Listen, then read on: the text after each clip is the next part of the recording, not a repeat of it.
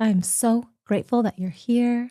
I know everyone listening has a million demands on their time and their lives, and I don't take that lightly. I really cherish your presence, your energy, your attention, your community building. And my intention today is very simple. To close out 2025 and open 2026, I had a 2-day gathering and we practiced gratitude. We looked at our past year with gratitude in a way that was expansive and helped us look at the beauty of our life. And I was really inspired by that. And I wanted to repurpose it for this place of the podcast. And so I wore my t-shirt today that says grateful. It purposely comes after last week's episode number 30, which is like a research spotlight on energetics, because I really didn't know the research behind like, why does feeling good, like not just it feels good, but it's therapeutic, it's medicinal on our body, on our immune system, on our nervous system, on our brains, on our epigenetics, our gene expression. Like I didn't know any of that. I just knew like it felt amazing to connect with presence, to connect with gratitude, to connect with love, forgiveness, courage. But I think taking a minute to really open my eyes to there's actual science behind emotion and how that impacts our body, how that directs energy, how that affects and impacts our immune system, our nervous system, like I'm saying, like whole fields that I didn't even know about. So I really wanted to first just lay the groundwork that this emotional work isn't just so we feel better in our life, so that we have less suffering, so that we have emotional management tools to live with intention no matter what life brings us, but it's actually really therapeutic on our heart, our spirit, and our body. And so since last week, we spent a lot of time describing the observations and understanding where energy goes and how our emotions can carry the energy. This week, I just wanted us to drop out of the thinking and drop back into our body. And now let's enjoy it. Let's take a moment to give back to yourself, even if you can't immediately feel the effect, but you can feel the emotional effect, the relief, the release, the processing, and allow and trust that whatever the subsequent physiologic effects are there. And we don't have to worry about it. We can just let our body so generously do what it does. So if you want to go back to that episode, I give a couple of articles as usual on the science of it and the studies of how meaning making impacts our emotions, how the emotions have like bioenergetic, neurohormonal, epigenetic effects on us. So this episode is not going to have a bunch of articles in the bottom. We're just going to now enjoy and experience the benefits of being human, of living, of feeling, of touching life. Just gather around a campfire, and share and tell stories and let it flicker and play our guitars. I can't play a guitar, but I like to listen to it and I feel it, touches the way that music touches your soul deep down, that a good story, a good connection with someone just replenishes you. So that's what today is going to be, replenishing you, giving back to you, letting you just pause and receive the full life that you already have. This isn't an episode you need to learn from. This is just a reconnecting and awakening to the beauty in your life. It isn't about getting something, being someone new, learning something new. It's just about coming back to who you already are beneath all of the roles, the striving, the noise. Just take a minute between you and explore what it looks like to move from that knowing from last week's episode into now the feeling, into the becoming, from striving for life to just consciously embodying it, co-creating with it, you don't need to remember anything. Just let the words wash over you. It's okay if you're like driving, doing laundry, doing dishes. It doesn't matter. In your bed, studying, it doesn't matter. You can be doing whatever you need to be doing and receive this however you want to receive it. Just notice what stirs. You all are all so smart and you're excellent at knowing. And I just want to pause to like anchor in why this is important. Because I think some people might hear this episode and be like, great, a feeling episode. Oh, like I don't want to feel anymore. I try not to feel. But feeling is where the transformation happens. Let me ask you a question. You know how much sleep to get, right? You know what foods are nourishing. You know how to say no. And you know what matters. And yet, knowing those things alone doesn't change our lives. Like somehow I still can't get enough sleep at night because I'm tied up in anxiety, or I didn't plan my day well, or my kid needed something at night, and I didn't put the right structures in place. I know what to do. I know how much sleep I should get. I know that I should eat my vegetables. And I got to tell you guys, I don't like eating vegetables. I just don't like it. But I know I have to do it, but I don't connect with it. I don't feel it, So knowing alone doesn't change our lives. Transformation doesn't happen in the mind. So as I was researching what I could about this episode and the one prior, I came across this thing called a knowledge triangle that's been described. And basically it's a triangle, as you can imagine. And as information moves up the triangle, it's like data, information, and then it becomes insight in the middle where it's in our bodies. And then it goes to the very top where it's integrated, and that is wisdom. And so that's what we're doing. We're just going up the knowledge triangle. And we're allowing now our heart to lead alongside our mind, the intellect. So this isn't to be proficient in some new idea. We're just going to experience, allow something to stir within you, something felt, something deeper than just thought. We're going to create the vibrations, not just curiosity about our beliefs, but curiosity about the human experience that shaped them. The barriers to courage, to passion, to believing you can make a change in this world.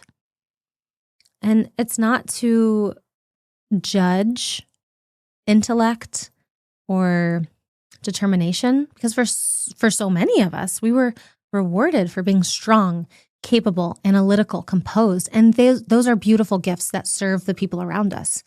And the strength served us. It served our communities. It got us here. And absolutely, cognitive work matters. Self-awareness matters. Metacognition matters. It reduces unnecessary suffering. It releases painful expectations. It expands what's possible. And yet, sometimes, I don't know if this has ever happened to you, your mind starts arguing with your heart. The heart is like, hey, by the way, I'm not really finding joy in this thing or meaning in that thing. And your mind is like, shh, be quiet, heart. That's inconvenient. Do you know how much time I've spent to get here? How much sacrifice I've cost myself and others to do this thing, to be this person, to be in this relationship, to whatever it is?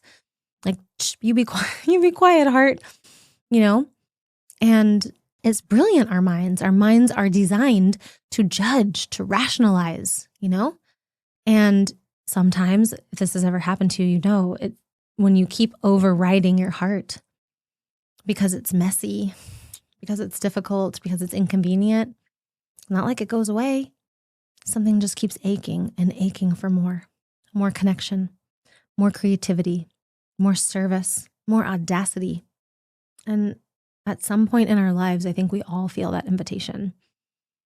And so here in this space, in this moment, you have permission to live from your heart, to lead from your heart, to create from your heart. And in the last episode, we discussed this entire branch of science that studies energy, how energy moves, redistributes, transforms across physical, chemical, biological systems. And I bring it up again, not to intellectualize why your heart matters, but just to validate that your body has known this long before our minds caught up to it. When you touch awe, when you allow gratitude, When love moves through you, your body responds.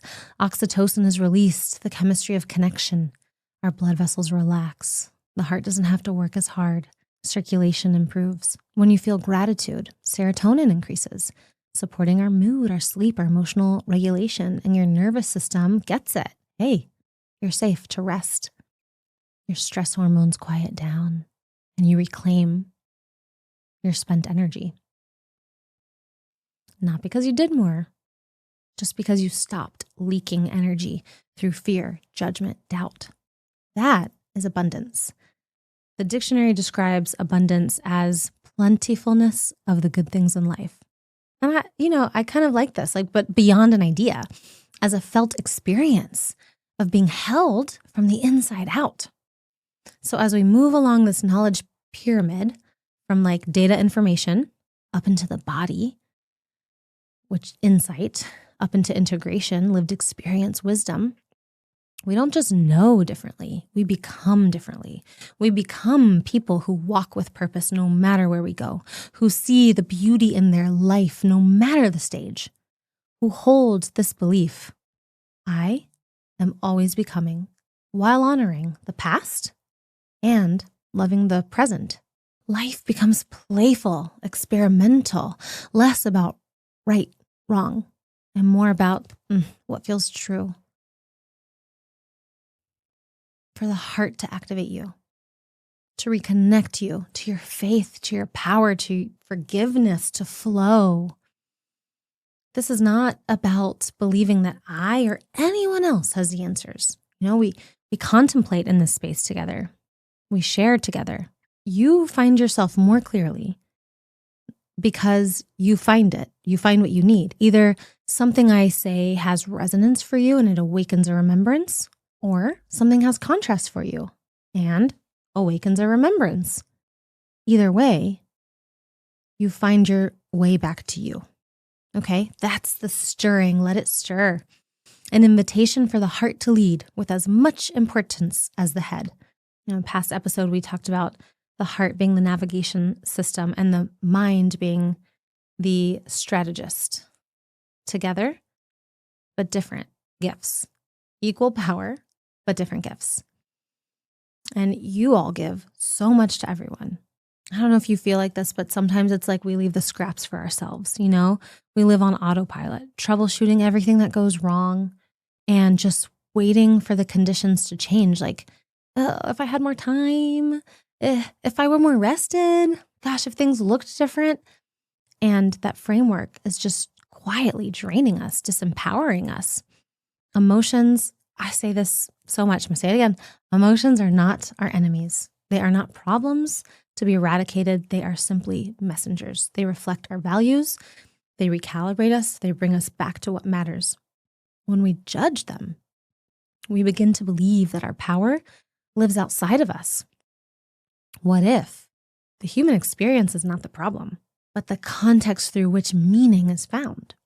If life were easy, we would never know the exhilaration of wow, I did it. This is what courage feels like. Oh my gosh, my heart is pounding. I'm sweating. There's butterflies in my stomach. Woo! But I had a sense of purpose to fuel me and I did the courageous thing. Oh my gosh. Have you ever felt that? That's exhilarating. Woo! That is touching life, living life in its fullest. So if life were easy, we wouldn't know that. We would have never felt that if there was nothing to be brave about. Can you imagine never feeling gratitude because you've never lost anything? The pain, the ache, the heartache, the heartbreak of loss. And then you have something I can't believe I have this. Oh my gosh, this is amazing. This is beautiful. I love this. I cherish this. This is precious. It's a different kind of ache, It's thank you, thank you, thank you. So this is where life is lived, and really connecting, holding, processing these beautiful emotions. I just want to say that you are here. That's a feat in and of itself. Just to be alive doing this thing is freaking hard. And you're one of the brave people who came to Earth School. You're living a full life. And that alone is worthy of reverence, your reverence. And so think about your life right now. And if you want, you can pause. You can look through your photos. You can look through your text messages. Like, what makes you feel alive? What are the moments of joy? Oh my gosh, that trip. Can you remember? That was so great. We did the most wild things. The growth. Like, wow. I can't believe a few years ago, I was like this little baby thing. And now I'm like, yeah, there's still more I want to do, but holy smokes, I did the thing. I have grown, new beginnings. And of course, life is 50-50. So in other moments, the hardships, the loss, the disappointment, the loneliness. But around this campfire, as we tell our stories, they're stories. How you tell the story matters. Your life isn't beautiful because it lacked pain. It's beautiful because of how you became someone capable of holding it, of moving through it, So instead of asking like, what did I accomplish? What if we asked, who did I become? Who did I have to become to even try to accomplish the thing, whether I accomplished it or not? How we tell the story matters. What qualities did you deepen? Courage, tenderness, endurance, love, faith, humor, patience, and reconnect yourself with those past versions of you. Not as like a memory that's distant and away, but as something that is still alive. It's part of you always. It's ingrained into this current version. Like without it, you wouldn't be this version. So it is part of you, even though you're not still living that thing, that version, he or she is part of the current version. And that relationship to yourself matters, to your past self, to your present self, to your future self. Can you send that version love right now and gratitude? They didn't know how the story was going to end. They didn't know if it was going to work out. They didn't know if they could make it through. And yet, they showed up. Can you thank them for becoming who they needed to be so that you could be here right now? When I think of the word awakening, I think of beauty, like a bud blossoming open, blossoming into its beauty. Like it was always inside, It's just like finally getting to experience it. Same with the observer witnessing it. And like so many of you, I chose a calling that is in service to others. And it's such a humble reminder that every day, every breath is a freaking miracle because it's life, period. It's life. Like if it wasn't this breath, this life, where would we be? I don't know, but not here. Not an easy life, not a pretty life, but life. All of it. And that beauty makes me feel so grateful. Like I have a body that keeps me alive to be able to go live it. I have a dream in my heart. Oh my gosh. How special is that? I don't know how long it'll last here. I'm going to cherish it. I'm going to honor it. I walk across the street, say a kind hello to somebody, and they say it back. Like, that's kind of a miracle. A total stranger. One word, one look, and you can generate kindness, love, good intent. That's kind of a miracle. I love the sunrise and sunset. They're so not only gorgeous, but because they're fleeting, it makes it so special. Like I try now in my adult life to always stop and look at it and make it have meaning. We have this tradition in my family where we pass along like jewelry from generation to generation. And I always thought like, oh my God, what if like the house burns down? What if I lose something? Like I won't have this tangible thing. So when I had my kids, I thought, I'm going to pass down that same connection, but I'm going to do it in the sunrise and the sunset. It has made the sunrise and sunset mean even more to me now. I take them out and I tell them, we will always be connected through this sunrise or sunset. Whenever you look at it, know that I'm with you, that we're connected, that I love you. Because I figure like nothing can ever take away the sunrise or sunset. As long as the earth is still here, as long as they're still alive, they will always have it. And it is fleeting, just like life. And so when I see that every day, I see it as a miracle. The way the wind blows through your hair, the warmth of the sun on your skin, your collarbone, on your cheek, even the way that like your stomach growls when you're hungry. That hunger is aliveness. Like if you didn't feel that hunger, you wouldn't be here. You wouldn't be alive. So can you allow yourself just for a few moments to just receive all that your life has? Because there's nothing out there that you have to go get.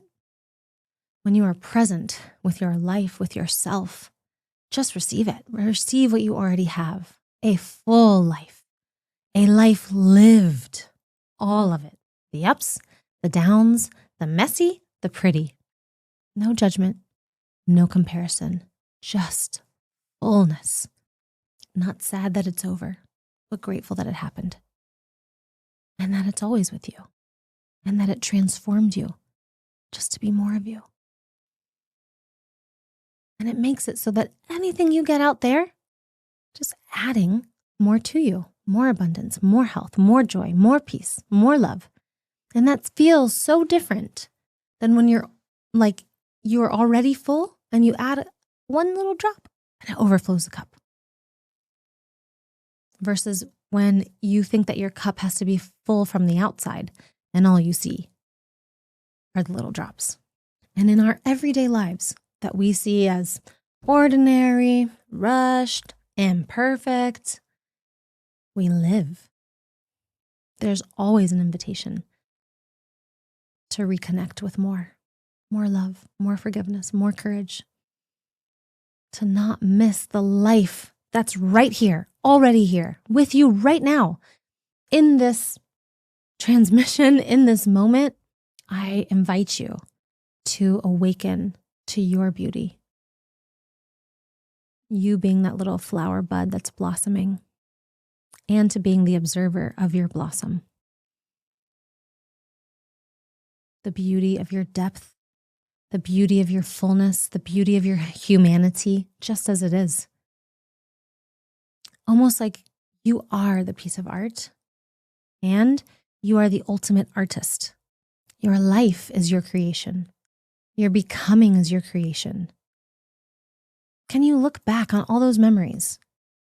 Almost like they're just little different pieces in an art gallery on display. And they all tell a story and they move through different seasons and moods and eras with freedom to know that our mistakes are just adding more color to the canvas. We can always create a different scene if we don't like the way this one's turning out, because there's no right or wrong way to make art. The point of art is just to express yourself, is to experiment, it's to play, to slow down, taking your time and creating just for the pleasure, the sake of creating, not necessarily to rush to accomplish something or to get anywhere, just the pleasure and enjoyment of thinking, what if this was the last time I could create? My gosh, how would I enjoy this? What would I do differently? How would I be present to this? Would I be more bold in my strokes? Maybe would I take my time, slow down, pay attention to all the little details because I want to. I think it's beautiful. Or maybe, shoot, I just splash paint all over the canvas, ignore all the details because it's just about the experience I want to have and being fully present with it. It's beautiful because you decide it's beautiful. And through that artist lens, we unexpectedly see the world around us generously as art too. We have so much more compassion for people because they're also in their becoming. Paint all over their hands, stains, sometimes confused. Maybe sometimes they're a genius that others can't see yet. But you can, because you can see the art in it. No judgment, curiosity, presence, beauty. Letting it take your breath away. Can you relax even more into your heart? Reconnect to the beauty and the art of your life, just as it is, without changing what happened or should have happened. You're the storyteller. Just change the story. Look at the canvas from a different perspective. I want you to think about, we talked about the different versions of ourselves earlier. We talked about the different memories being different parts of the art gallery. So just think about this artist in their era made this genre of art. That was a version of me. And then this other version of me as an artist was in this genre, in this era, and made this genre of art. And that was a version of me.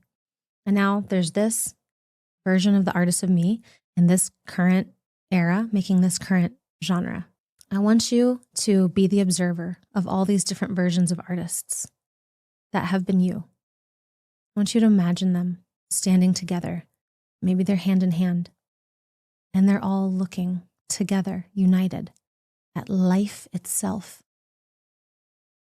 Like life is an artist, and they are the canvas. And this artist is benevolent, sometimes mysterious, but always with them, always with you, always guiding you, always supporting you. What do you need to tell life? Maybe you need to forgive it. Maybe you need to thank it. Hold space for it. Hold wonder and awe for inviting you into something so much bigger than yourself.